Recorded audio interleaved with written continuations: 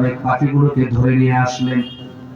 পাখিগুলোকে ধরে নিয়ে আসার পরে পাখিগুলোকে জমে দিয়ে পাখির গোশতগুলো একত্রিত করলেন।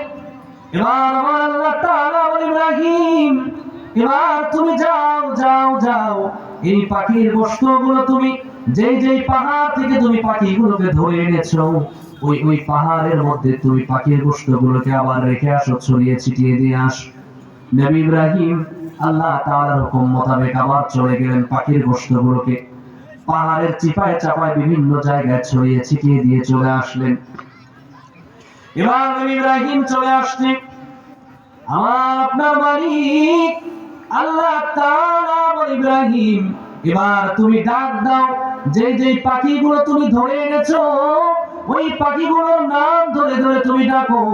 নবী ইব্রাহিম পাখিদের নাম ধরে ধরে ডাকা শুরু করে দিলেন। ওই পাখির গোশতগুলো একত্রিত হয়ে কেমন যেন পাখিতে রূপান্তরিত হয়ে গেল। জবে করা গোশতগুলো একত্রিত হয়ে পাখি হয়ে যায়। পাখি হয়ে যাওয়ার পরে আল্লাহ তাআলা পাখির মধ্যে রূহ দিয়ে দেয়, পাখির মধ্যে প্রাণ দিয়ে দেয়। জীবিত পাখি হয়ে নবী ইব্রাহিম আলাইহিস সালাতু ওয়াস সালামের সামনে হাজির হয়ে